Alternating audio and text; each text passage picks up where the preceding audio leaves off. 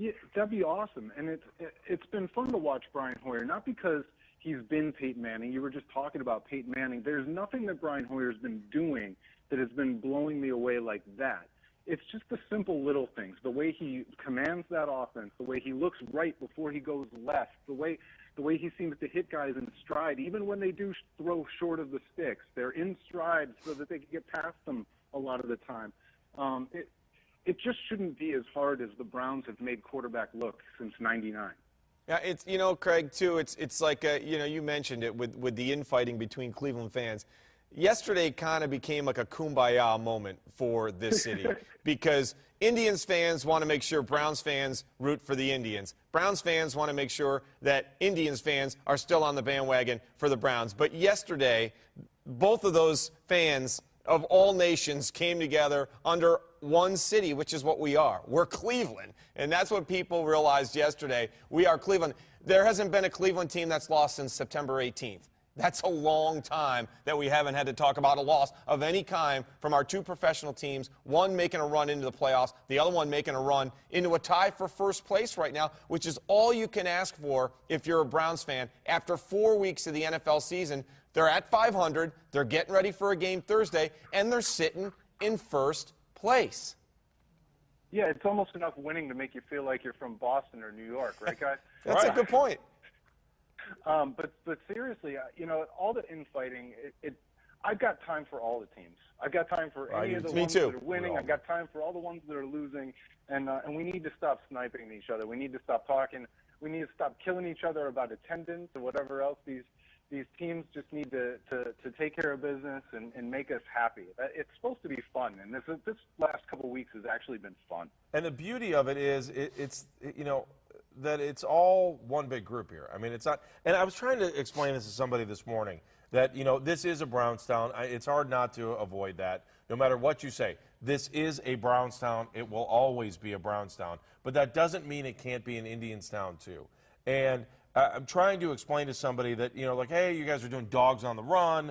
This is a fun show. It's all about the Browns. It's all interactive. Browns, Browns, Browns, Browns, Browns. But if you're sitting somewhere outside of Northeast Ohio and you think of Cleveland just as a Brownstown, I think you're sorely mistaken. And I think that this is more of a, we joke about 5 on your side, but, this is really 5 on your city side today because everybody is behind both of these teams right now. And I think that the momentum the Indians were able to pull, and the beauty of yesterday, I think, Craig, was the fact that the Browns game ended and you had 15 minutes to go hop back over, watch what the Indians were able to do at the end, and feel like you were in that clubhouse yesterday when the champagne was flowing.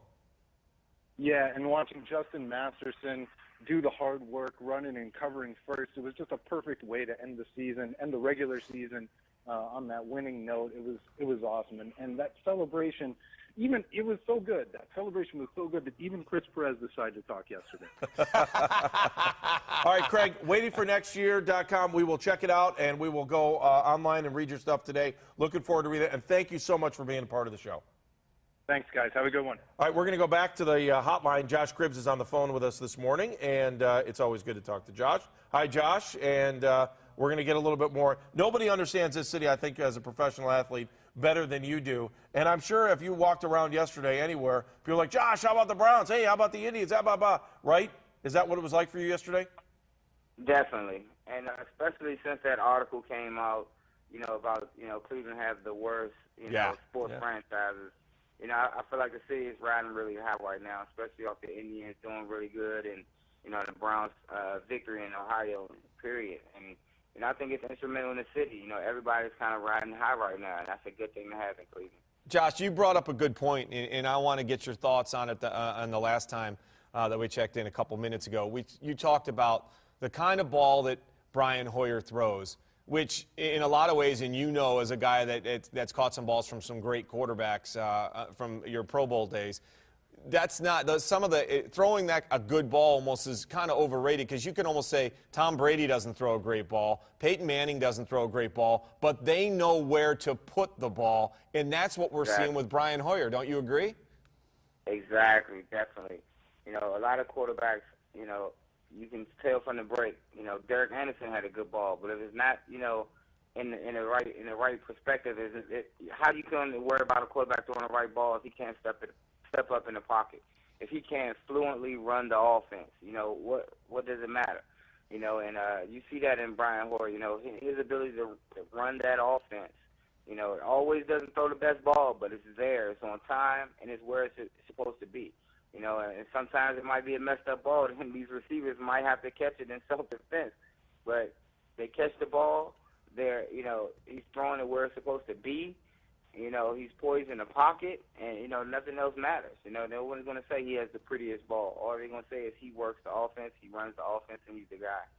Josh, Barkevious Mingo yesterday in his first start looked like he had been in the league for quite some time. I can't wait to watch him do more things on this team, but for him to be able to transition as fast as he has and to have success as a first-round draft pick on this team, I think says something not only about the team itself, but about Barkevious Mingo.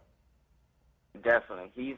He's showing up. He's giving them the reasons why they, drafted him, why he's, been a force, to be reckoned with. He's continued to, get a sack in each of his games. As a rookie, it's unheard of sometimes, a guy actually, filling out his work.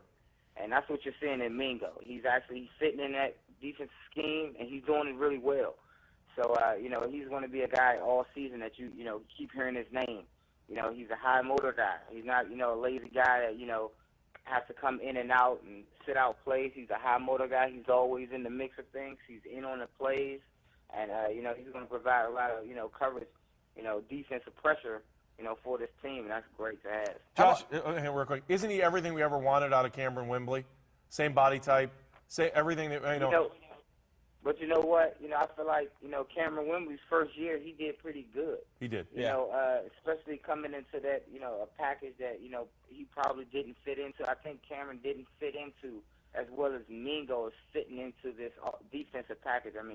And that's, I think, is the difference between them. But, as far as production, his production is going through the roof right now. And he was a great teammate of yours, wasn't he? He was a good guy in that locker room. Oh, definitely was. And I'm sure Mingo is to those guys, for the team right now, and especially being led by DeQuell Jackson. You can't, when talking about Mingo, you got to, kind of spread it around a little bit because, he's able to make plays because of the force that's being, that's having to be dealt with on that defensive front. Led by, Phil Taylor in the middle and Taba Rubin, those guys are, Des Bryant, these guys are creating a huge, pressure force in that, on that defensive front. And DeQuell Jackson is doing his thing back there. So, guys are making plays when opposing offenses have to come in here and deal with that type of pressure. Guys are going to be making plays left and right, and Mingo is not, any different than any one of them. He's making plays, and that's, what you want to see out of your rookies. One of the big talks up in the press box when I'm sitting around with all the TV guys and the radio guys yesterday, Josh, is special teams. And I want to get your take on this. You have Greg Little returning kicks, and now you have Travis Benjamin becoming a situational punt returner. And he didn't return anything where that one return that he has, he's standing at the 40. He's not backed up. What does that say to you as a guy who's been to the Pro Bowl at that position? The mindset of the head coach, he's made a change in the kick returner position, and he's made the guy that you thought was going to be your punt returner into a situational situation. Has he lost some faith in Travis Benjamin, or is that a good move on Chud using different guys and different pieces where they can best help the team? I definitely, it's a good move because, as a head coach, you have to make those tough decisions. Travis is in kind of, a little funk right now. If they want to just put him more in the offense and, trying to work him in there to best, use his ability. And that's what Chud is doing right now. He is best using what he has and the guy's abilities. So if a guy's in, a little bit of a downward, spiral, not a downward spiral, but that's a, bad choice of words, but, he's bringing the best out of what he has. I don't see that this, team, as a whole is valuing their, special teams, especially with Greg Little back there. I would never, suspect that he would, be the guy that's returning kickoffs. And, every time I see it, I'm like, well, I almost want to call them and be like, man, what's going on with that? But I just don't want to, mess with these guys' focus. I have the ability to just, pick up the phone and just, like, hey, man, what's going on in the locker room, man? Why are you returning kickoffs? Why are you returning kick? But at the same time, I'm looking at the stats of, the kick return stats and, punt return stats, and I see that, right now, special teams is not a big, the return game is not a big factor for this team. And, you're not, when you don't have a special teams factor, it's going to, take its toll later on in the season when you really need it, when you need that production from, when you have a stalemate on offense and stalemate on defense, what's left? Special teams, and they have to show up. And right now they're flying under the radar. And, that might not be a good thing come, in-season play when they, roll around playing the Steelers and playing Baltimore, which have great, special teams units. Josh, last question for you. I think it's interesting that Chris Tabor, the special teams coach, was really the only holdover from the last regime to be able to stay here. There were like 6 other teams that wanted to hire him in the offseason, yet the Browns knew that they should hang on to him. His impact on the special teams, his impact on you, and what he means for this franchise. I mean, he's a great special teams coach. He gets the job done. And when you look at a special teams coach, when you look at any coach, you look at player production. I went to the Pro Bowl last year. Our kickoff coverage unit, being top in the league, our top 5, and our kickoff units, the kickoff return units being top in the league, punt return being top of the league. So if a player has individual stats that exceed the average, the coach is responsible. Same thing on offense. They have high-powered offense. The coach is responsible. OC, everybody wants that OC because everybody wants that offense. And it necessarily doesn't pan out when you have certain players that exceed exceed in the game. But the coach gets responsible is responsible for that directly. So if you have a Pro Bowl player at this position, the coach is responsible. Oh, okay, he coached that guy to a Pro Bowl. On offense, he coached that guy to a Pro Bowl, so the OC gets the praise. Just the same way as if the quarterback doesn't do good, the quarterback coach goes down, the OC goes down, and so forth and so forth. So I went to the Pro Bowl last year. Who gets the praise? Chris Tabor. But I think that's well deserved. I've seen some bad coaches in special teams, but Chris Tabor is not one of them, and he's going to be highly sought out in this league. Yeah, he has been too. All right, Josh, we're going to check in with you one more time in the next half hour. So, Josh, thank you very much. Appreciate it, and we'll talk to you in a couple minutes here. Thank you, guys. Thanks. All right, Josh Cribbs checking in with us. He's our third amigo on this show. Something, too, Andy, you can say, what you want, your feelings towards Josh Cribbs. I mean, we obviously love him. He's one of our co-hosts. But when you think about it, the Browns had to replace Josh Cribbs with 4 guys. They've had 2 guys returning kicks, and then 2 more guys returning punts. Now they're down to, they've completely changed. Bobby Rainey, remember, was your kickoff guy. Right. He's gone. Now you're down to Greg Little, and now Travis Benjamin.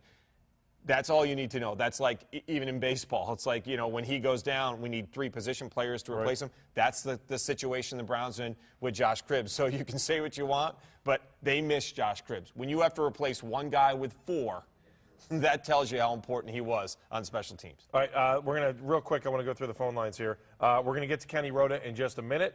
First of all, we're going to go to New York real fast here and check in with Matt Hayes. Hi, Matt. How are you? Hey, Matt.